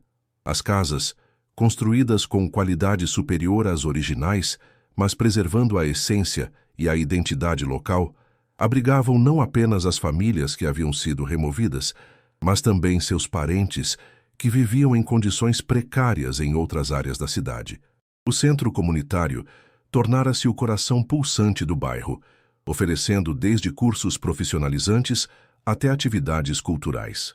A escola local, equipada com tecnologia de ponta, atraía estudantes até mesmo de bairros vizinhos mais abastados. O posto de saúde, administrado em parceria com uma universidade, tornara-se referência em atendimento humanizado. Heitor Castanheira, aos 57 anos, vivia em uma casa simples, mas confortável no próprio Jardim das Flores. Sua aparência havia mudado consideravelmente. Os cabelos grisalhos, agora mais longos, e a barba bem aparada davam-lhe um ar de sabedoria serena. Vestia-se com simplicidade, abandonando os ternos caros que antes considerava uma segunda pele.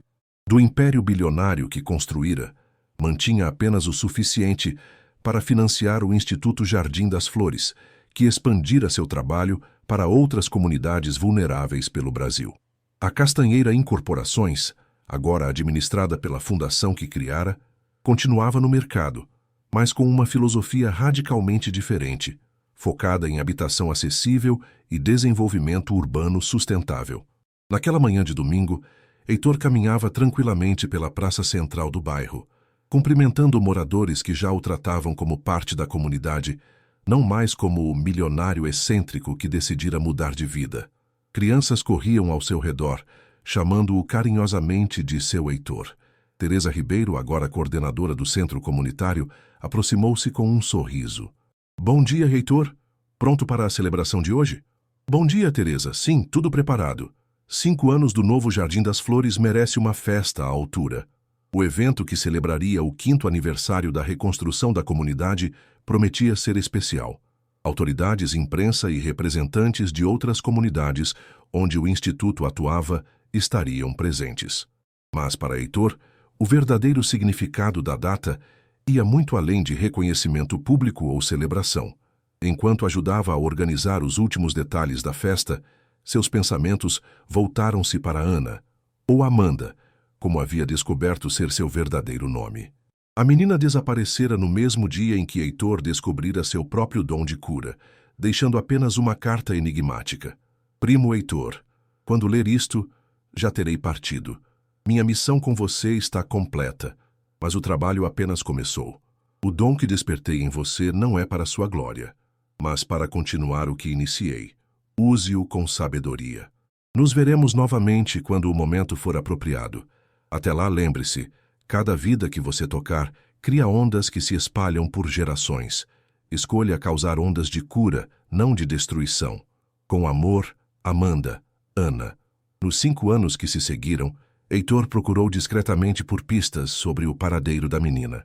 Dona Maria, que confessara não ser realmente sua avó, mas sua guardiã por circunstâncias que não compreendia totalmente, também desaparecera pouco depois. As buscas sempre terminavam em becos sem saída, como se Ana, Amanda e Dona Maria tivessem simplesmente se desvanecido. Enquanto isso, o dom de cura que manifestara naquele dia continuava a se desenvolver. No início, manteve-o em segredo, temendo ser visto como charlatão ou atrair atenção indesejada. Mas aos poucos, começou a usá-lo discretamente, primeiro com moradores do Jardim das Flores, depois em outras comunidades onde o Instituto atuava. Nunca cobrava por suas curas nem fazia alarde sobre elas.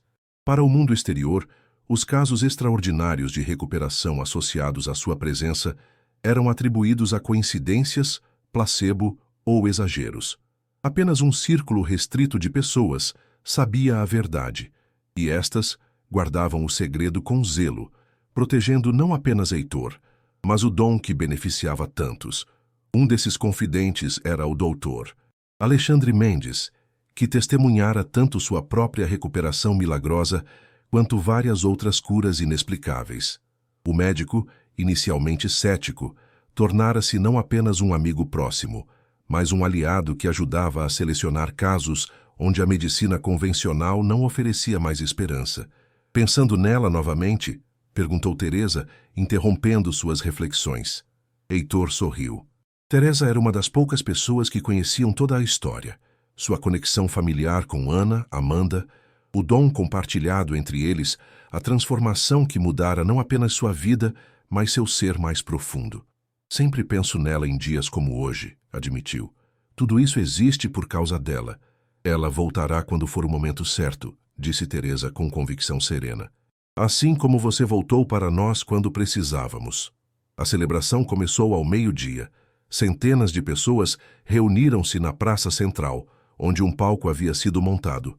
Música, comida, apresentações culturais, a comunidade exibia com orgulho sua identidade reconstruída.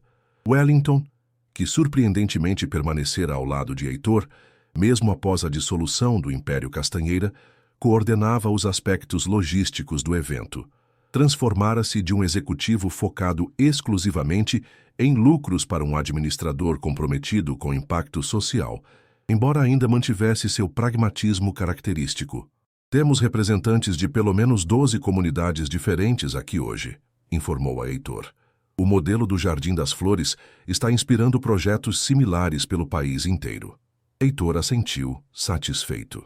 O verdadeiro sucesso para ele não estava nos números ou no reconhecimento, mas nas vidas transformadas que via ao seu redor.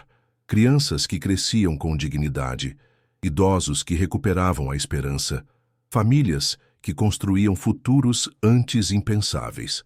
No meio da tarde, quando a celebração estava no auge, Heitor notou uma movimentação estranha na entrada da praça. Um grupo de pessoas abria caminho entre a multidão, como se escoltando alguém importante.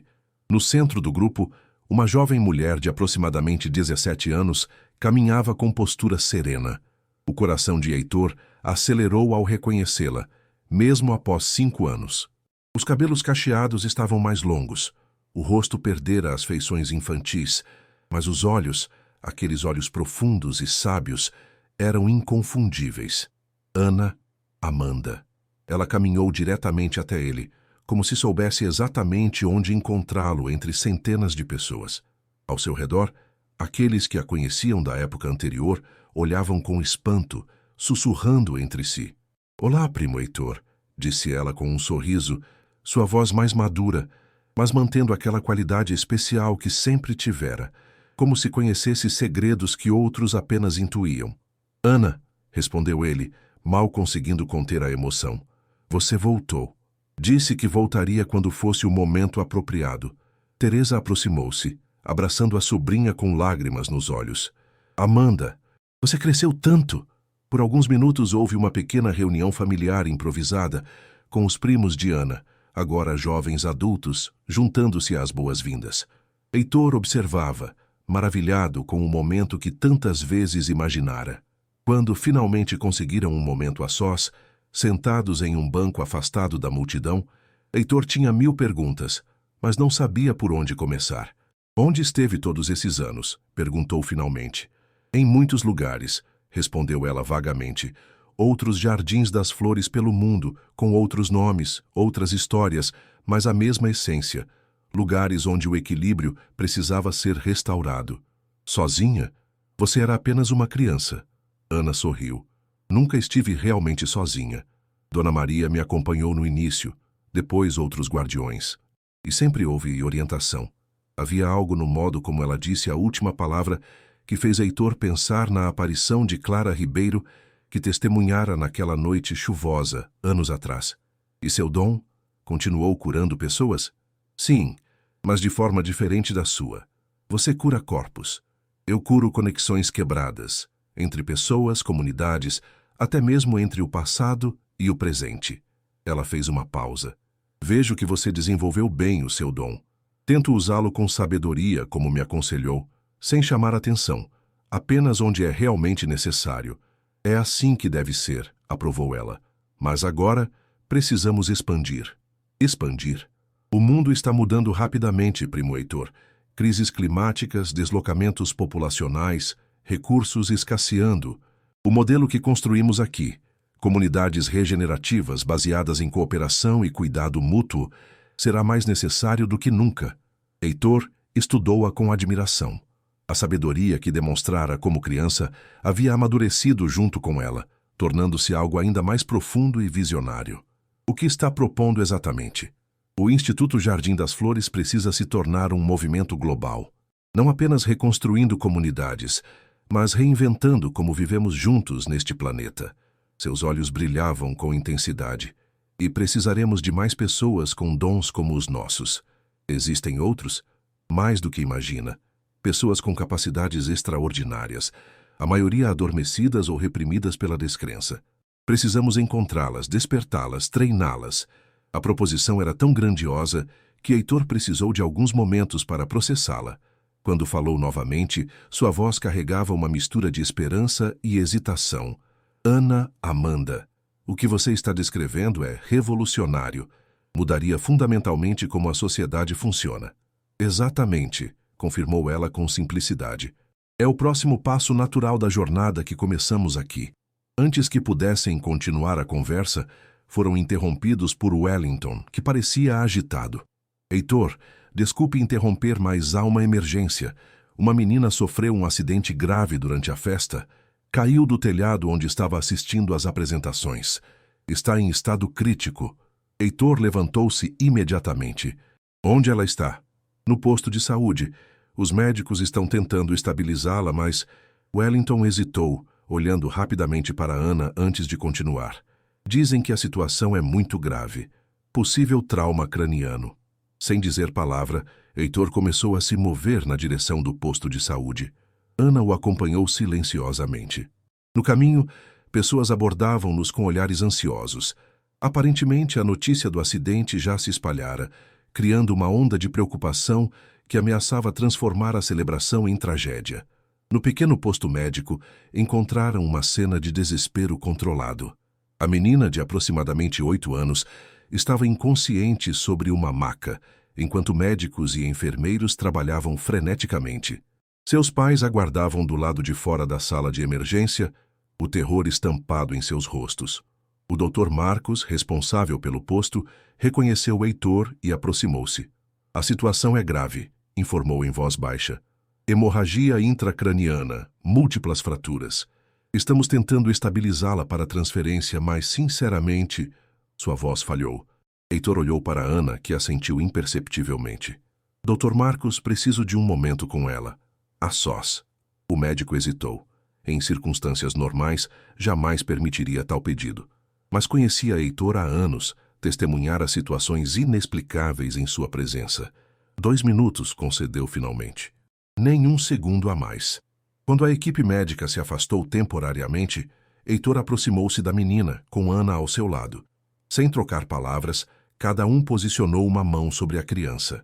Heitor na cabeça, Ana no coração. O que aconteceu a seguir seria descrito de formas diferentes por aqueles que testemunharam à distância. Alguns jurariam ter visto um brilho suave, emanando das mãos dos dois. Outros diriam que a temperatura da sala mudou momentaneamente.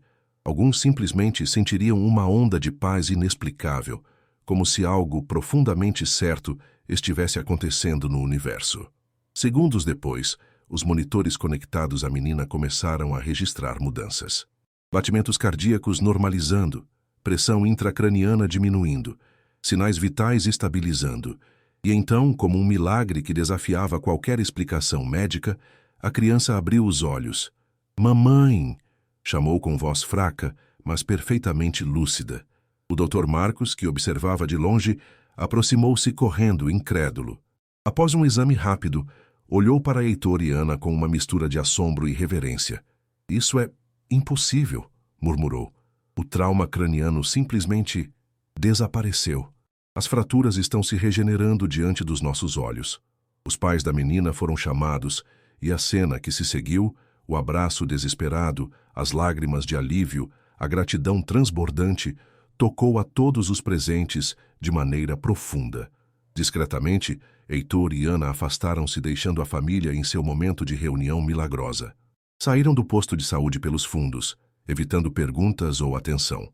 "Foi diferente desta vez", comentou Heitor, enquanto caminhavam de volta à praça. "Quando curamos juntos, foi como se o efeito fosse multiplicado, não apenas somado." Ana sorriu. "É assim que deveria ser. Não somos destinados a usar esses dons isoladamente, mas em harmonia. Juntos podemos fazer o que seria impossível separados."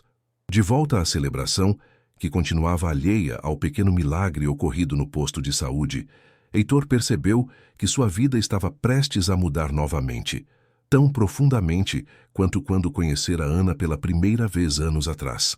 "O que acontece agora?" perguntou.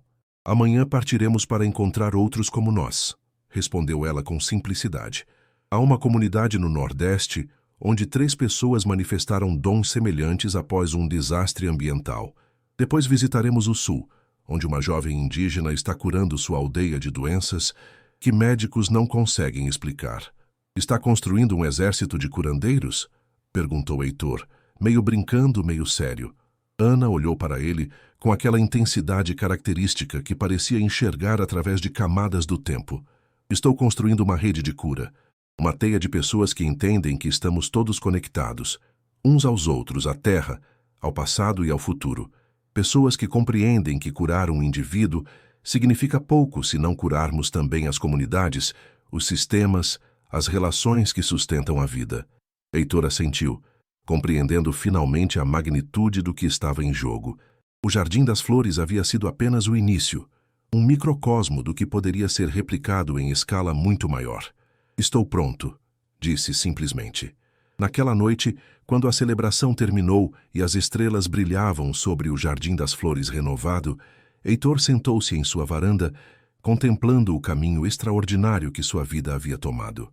De empresário implacável movido pela ganância, a curandeiro dedicado a reparar o tecido social que uma vez ajudara a rasgar. Uma pequena foto emoldurada descansava sobre a mesa ao seu lado. Clara Ribeiro e a pequena Amanda em frente à Casa Amarela. Ao olhar para a imagem, Heitor teve a sensação momentânea de que Clara sorria não apenas na foto, mas de algum lugar além do tempo e do espaço, satisfeita com o ciclo que se completara. O homem que um dia zombara da ideia de sacrificar lucro por pessoas havia se tornado alguém que compreendia o valor verdadeiro das coisas, não medido em dinheiro ou poder, mas em vidas transformadas, comunidades restauradas, esperança renovada.